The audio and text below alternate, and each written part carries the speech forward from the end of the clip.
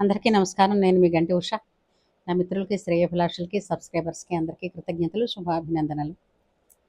ఈ రోజున క్షీరాబ్ది ద్వాదశి, చిలుకు ద్వాదశి, ఎన్నో పేర్లున్నాయి.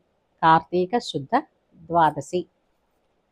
ఈ రోజున 12వ అధ్యాయం మనం కార్తీక మాస పురాణంలో మనం చెప్పుకోవాలి. అయితే ఈ వీడియో చివరి దాకా చూస్తే ఈనాటి ఈ అధ్యాయంలో మనకి ముఖ్యంగా ఉద్దేశించి చెప్పినవి ఏమిటో అవి తెలుసుకోగలుగుతాం. కాబట్టి వీడియో చివరి దాకా చూడండి. సబ్స్క్రైబ్ చేయండి ఇంతవరకు సబ్స్క్రైబ్ చేయకపోతే. అట్లాగే లైక్ చేయండి. షేర్ చేయడం వల్ల చాలామంది వరకు ఈ వీడియో చేరే అవకాశం ఉంటుంది. కాబట్టి ఆ విధంగా మీరు స్పందించమని నేను మిమ్మల్ని విన్నవించుకుంటూ, సరే మనం ఈరోజు ఆ పురాణంలోకి వెళ్ళిపోదాం. అందరికీ తెలిసిందే, మళ్ళీ మనం ఒకసారి చెప్పుకోవడం ఏంటంటే కార్తీక మాస వ్రత మహత్యం గురించి స్కాంద పురాణంలో చెప్పబడినట్లుగా దాని మహత్యాన్ని వశిష్ఠుల వారు జనక మహారాజు వారికి తెలియజేస్తున్నారు. ఏమిటి కార్తీక అంటే, నిన్నన కార్తీక శుద్ధ ఏకాదశి అయింది. ఏకాదశి నాడు ఉపవాసం ఉండడం, అట్లాగే హరిని తులసీ దళాలతో పూజించడం అన్నది ఆదిశేషుడికైనా చెప్పతరం కాదుట దాని మహత్యం. ఆ పుణ్య ఫలం ఎంత ప్రాప్తిస్తుందన్నది అది నిన్న మనం చెప్పుకున్నాం. అలాగే 12వ అధ్యాయంలో మనకేం చెప్తున్నారు అనంటే, కార్తీక ద్వాదశి మహత్యం, ధర్మ వీరోపాఖ్యానం, సాలగ్రామ దాన మహిమ ఏమిటి అన్నది చెప్తున్నారు. కార్తీక మాసంలో సోమవార మహత్యం మనం విన్నాం. అట్లాగే అంటే ఏమిటేమిటి ముఖ్యమైనవి అంటే, సోమవారం, దానికంటే శనిత్రయోదశి, తర్వాత కార్తీక మాసంలో వచ్చే పౌర్ణమి, అలాగే ద్వాదశి, తర్వాత మళ్ళా బహుళంలో వచ్చే ఏకాదశి, ఇవన్నీ కూడా అత్యంత పవిత్రమైనటువంటి శక్తివంతములైనటువంటి పర్వదినాలు. ఏకాదశి మహిమ అంబరీషుని చరిత్రలో అందరికీ తెలిసే ఉంటుంది. అయితే కార్తీక శుద్ధ ద్వాదశి నాడు విశేషమైన ఫలాలు చూడండి. కార్తీక శుద్ధ ద్వాదశి నాడు ఒక బ్రాహ్మణుడి కనుక భోజనం పెట్టడం వలన విశేషమైన ఫలితం వస్తుంది. అలాగే గోదానం చేయడం వలన, అంతేకాదు ఒక ఫలం కానీ, యజ్ఞోపవీతం కానీ, ఇలాంటివన్నీ కూడా, అంటే ఒక వస్త్రం కానీ దానం చేసినా సరే పూర్వ జన్మార్జిత పాపాలు ఏవైతే ఉన్నాయో ఈ జన్మలో చేసిన వాటితో సహా సర్వము నశించిపోయి చక్కగా హరి సాన్నిధ్యాన్ని పొందుతారు. కోటి జన్మలలో చేసిన పాపాలు కూడా నశింపబడి కోటి జన్మలు పైగా, కోటి సంవత్సరములు పైగా హరి సన్నిధిలో ఉంటారు అని కార్తీక ద్వాదశి మనకి చెప్తుంది. చాలామంది ఏంటంటే కార్తీక మాసం అనే కాదు, ఏ మాసంలోనైనా ఏకాదశి ఉపవాసం ఉంటారు. కాకపోతే ద్వాదశి పాలన సరిగా చేయరు. అంటే దానికి సరిగా చేయరు అనే కన్నా, ఈ ప్రస్తుతం ఉన్నటువంటి మన జీవిత లైఫ్ స్టైల్ ఎలా ఉందంటే అది దానికి అనువుగా ఉండడం తక్కువ. కానీ ఏకాదశి చేస్తే ద్వాదశి పాలన చేసినప్పుడే ఏకాదశి ఫలాన్ని కూడా పొందుతారు అన్నది మనకి అంబరీషుని చరిత్ర చెప్తుంది, గురు చరిత్రలో చెప్తారు. ఇంకా ఇదిగో కార్తీక పురాణంలో, అంతే స్కాంద పురాణంలో కూడా మనకి చెప్పారు. అందుకని అంటే అసలు మనం అది పాలన చేయలేనప్పుడు కార్తీక మాసం కదా, ఏకాదశి ఉపవాసం వలన ప్రయోజనం ఏమిటి అని కొంతమంది ఏమనుకుంటారు, అబ్బాయి అది ఇది సరిగ్గా చేయలేం, అదెందుకులే చేసి అని అనుకుంటారు. కొంతమంది ఏమనుకుంటారు, ఇది ఎలాగూ చేశాం కదా, మన్నాటిది చేయకపోయినా దీనికి వచ్చినంత పుణ్యం దీనికి వస్తుంది అంటారు. దీనికి వచ్చినంత పుణ్యం అలా వస్తుందంటే, ఇప్పుడు ప్రతిదానికి కూడా ఈ పని చేసి దీనికి ఇది క్యాప్ పెడితేనే అది సంపూర్ణం అవుతుందని అన్నప్పుడు మరి అంతే కదా. అయితే ఏంటండి అంటే, కార్తీక మాసంలో కాదు, ఏకాదశి అంటే ఏ ఏకాదశి అయినా సరే ఉపవాసం ఉంటే జాగరణ కూడా ఉండాలంటారు. జాగరణ తక్కువే ఉంటుందిలేండి. సరే, మర్నాడు పొద్దున్న సూర్యోదయం అయిన తర్వాత ఒక గడియన్నర లోపల భోజనం చెయ్యాలి అంటారు, అంటే పారణ చెయ్యాలి అని అంటారు. అసలు ఆ ఏకాదశి తిథి అంబరీషుని వృత్తాంతం చెప్పిందే అది కదా. ఆ పారణ చేసినప్పుడే ఈ ఏకాదశి ఫలాన్ని పొందుతారు అని అంబరీషుల వారు తన రాజ్యం అంతటా చేయించేవారు. దూర్వాస మహాముని ఇచ్చిన శాపం దానివల్లనే దశావతారాలు కలగడం అన్నది అంబరీష వృత్తాంతంలో ఉంది. అంటే ఏమిటి? కార్తీక మాసంలో ఇప్పుడు మనం ఇప్పుడు ఈ ద్వాదశి అంటే ఏకాదశి అయిన తర్వాత ద్వాదశి చేసుకుంటున్నాం. కానీ మామూలుగానైనా సరే ఏకాదశి ఉపవాసం అయిన తర్వాత మరునాడు పొద్దున్న సూర్యోదయం ఎంతకైందో దానికి గడిగిన అంటే చూడండి, ఇప్పటికీ కూడా రాఘవేంద్ర స్వామి దేవాలయాల్లో గట్రా మనకి తెలుస్తూ ఉంటుంది. పొద్దున్న 9కి 8:30 నుంచి 9 లోపు అతనికి నైవేద్యాలు పెట్టవలసిన మహానైవేద్యాలు అయిపోతాయి. ఆ తర్వాత దర్శనాలు ఆపుతారు కూడా. ఎందుకు అంటే ఏకాదశి తర్వాత ద్వాదశి పాలన చెయ్యాలి అని. అలా ఎవరు చూస్తున్నాము? మన్నాడు పొద్దున్న లేచి ముందు కాఫీలు తాగడం, 2 సార్లు కాఫీలు తాగడం, ఆ టిఫిన్లు చేయడం, ఇవే ఉంటున్నాయి. భోజనం ఎప్పుడైనా చేయొచ్చు అనుకుంటున్నారు. ఇంకో విషయం ఏంటంటే ద్వాదశి నాడు ఎవరినైనా బ్రాహ్మణ్ణి భోజనానికి పిలుద్దాము అని అంటే పొద్దున్నే తినే అలవాటు లేదండి, మేము 11కి వస్తాం, మేము 11:30కి వస్తాం అంటారు.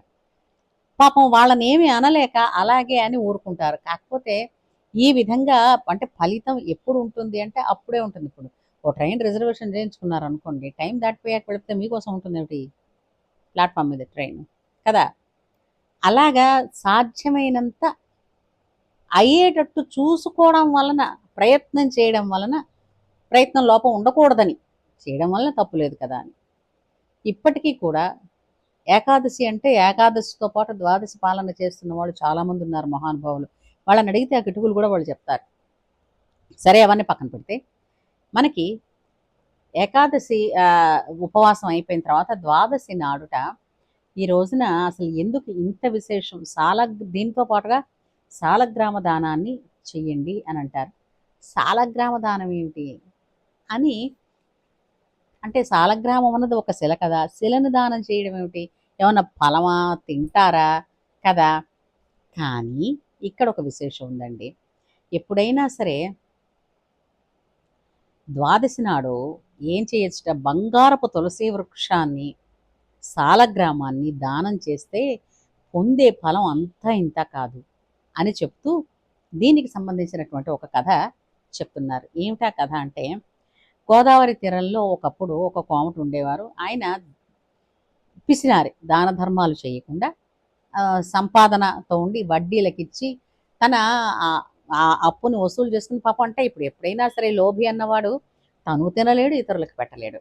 సో ఆ విధంగా ఉండి ఒక బ్రాహ్మడికి డబ్బులు అప్పిచ్చి ఆ బ్రాహ్మణుడు తిరిగి ఇవ్వనందుకు అతనిని వెళ్ళి నా డబ్బులు నాకు ఇయ్యి అని అడిగినప్పుడు, ఈ నెలాఖరికి వచ్చి తీసుకుపోదువులే అని చెప్పాడు. తనకి కోపం వచ్చేసింది, నా డబ్బు నాకు ఇంకా అడిగిన వెంటనే ఇవ్వలేదు అనే దీంతో ఆ బ్రాహ్మణుని రోడ్డు మీదకి లాగి కాలితో తన్ని చివరికి అతనిని కొట్టాడు. కొట్టినప్పుడు కత్తితో కూడా కొట్టడంతో ఏమైంది, ఆ బ్రాహ్మణుడు చచ్చిపోయాడు. ఇప్పుడు ఇతనికి బ్రాహ్మణుడు చంపిన పాపం వచ్చింది. చాలా. ఆ బ్రాహ్మణుడికి ఏమిటి వచ్చాయి అంటే, ఎప్పుడైనా సరే మనకి చెప్తారు, రుణము పుచ్చుకొని తిరిగి సొమ్మును ఇవ్వకపోతే నరకమందు యాతనలు పొంది రుణదాతకు ఎవరైతే రుణం ఇచ్చారో వాళ్ళ వంశంలోనే లేదా వాళ్ళ కడుపుని జన్మించి ఆ సొమ్ము తిరిగి తీర్చే వరకు వాళ్ళు ఉంటారు. దీనికి ఉపాఖ్యానం కూడా ఒక వేరే చోట ఒక కథ ఉందిలేండి, అది సరే. అయితే ఇలాగా ఆ కోమటి ఎవరైనా చూస్తే తనకి శిక్ష పడుతుంది అనుకుని అక్కడి నుంచి పారిపోయి అసలు పాపభీతి లేకుండా మళ్ళా తన జీవితాన్ని తను గడుపుకుంటూ చివరికి రౌరవాది నరకాల్లో పడ్డాడు. అయితే ఆ వైశ్యుడు పుత్రుడు ధర్మవీరుడు అనేవాడు ఉండేవాడు. అతను తండ్రి సంపాదించిన ఆస్తులతోటి, దాచిన సొమ్ముతోటి చెరువులు తవ్వించి, నూతులు తవ్వించి, గోదానాలు చేసి, భూదానాలు చేసి, తోటలు వేయించి, వంతెనలు కట్టించి, ఇలా ప్రజోపకరమైనటువంటి పనులు ఎన్నో చేశాడు. అలా చేస్తూ ఉండగా అనుకోకుండా ఒక విశేషమైన ఫలితంగా, విశేషమైన వరంగా నారదుల వారు వీరింటికి వచ్చారు. వచ్చినప్పుడు నారదులు వంటి వారు మన ఇంటికి రావడం ఎంత అపురూపం అని అతనిని అర్ఘ్యపాద్యాదులు ఇచ్చి అతనిని సత్కరించి అతని పాదపద్మాలకు నమస్కరించి, అయ్యా ఏమిటి విశేషాలు, మీ రాకకు కారణం అంటే అతను చెప్పాడు, ఇన్ని చేసావు నువ్వు దానాలు, సాలగ్రామ దానం కూడా చెయ్యి. చేయడం వలన నీకు చాలా ఉపయోగం ఉంటుంది. దాని మహిమ అంతా ఇంత కాదు. ఆ దాన మహిమ నిన్నే కాదు, నీ పూర్వీకులు కూడా రౌరవాది నరకాలలో ఉన్న వాళ్ళని తీసుకుని వెళ్ళి తిరిగి వైకుంఠ ప్రాప్తి చేస్తుంది.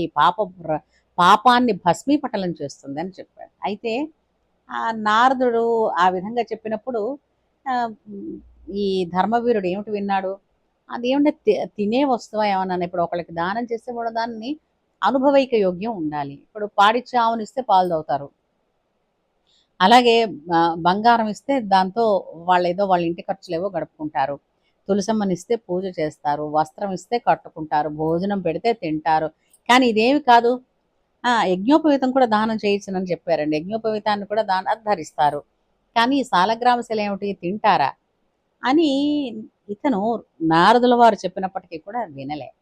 పెద్దలు మహానుభావులు అనుకోకుండా వచ్చి చెప్పినప్పుడు వినకపోతే ఫలితం ఎలా ఉంటుంది అని ఇందులో చెప్తున్నారు. కొంతకాలానికి ధర్మవీరుడు మృతి చెంది మహాత్ముల మాట వినని దోషం చేత, సాలగ్రామ దానం చెయ్యని దోషం చేత నరకమందు బాధలు పొంది మళ్ళా అనేక రకములైనటువంటి ఇతరమైనటువంటి జన్మలెత్తి చివరికి మళ్ళా ఒక భిక్షకత్తె కడుపున పుట్టి తర్వాత వివాహాన్ని పొంది, అంటే ఆ పాపం చేత తను ఎన్నిసార్లు స్త్రీగా పుట్టినప్పటికీ కూడా వైధవ్యాన్ని అనుభవిస్తూ తర్వాత కొంతకాలానికి సాలగ్రామ అంటే మహిమని తెలుసుకుని తను ఒక బ్రాహ్మణుడై అంటే పూర్వపుణ్యం చేత బ్రాహ్మణుడుగా మళ్ళా పుట్టి ప్రతి సంవత్సరము కార్తీక సోమవారం నాడు సాలగ్రామ శిలాదానం ఆచరించి ఆ పుణ్యంతో మోక్ష సామ్రాజ్య పదవిని పొందాడు.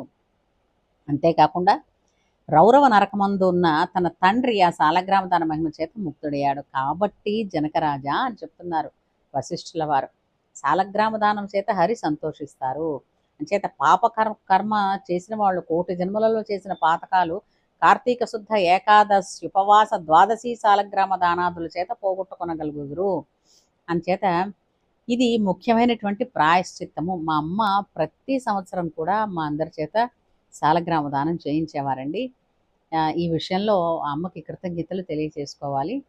కాబట్టి ఈ కథ సాలగ్రామ దానం మహిమ అన్నది చెప్పిన వారికి విన్న వాళ్ళకి కూడా పాపనాశనం చేసి ఇష్టకామ్యాలను తీర్చి ఆయురారోగ్య ఐశ్వర్యాలని ఇస్తుంది, ధర్మబుద్ధిని ఇస్తుంది అనడంలో సందేహం లేదు అని తెలుసుకుంటూ, ఇందులో చూశారు కదా సాలగ్రామ దానం, సాలగ్రామానికి అభిషేకం చేసి దాని మీద తీసుకున్న తీర్థమే చాలు దీర్ఘాయుష్నిస్తుంది అని మనం మొదటి అధ్యాయాల్లో మనం విన్నాం. కాబట్టి కార్తీక మాసాంతర్గత ద్వాదశి పాలన గురించి కూడా మనం తెలుసుకున్నాం. కాబట్టి ఈ విషయాన్ని అందరికీ ఈ వీడియోని అందరికీ చేరవేయండి, లైక్ చేయండి, సబ్స్క్రైబ్ చేయండి. తిరిగి 13వ అధ్యాయంలో మళ్ళీ కలుసుకుందాం. అంతవరకు సెలవు మరి.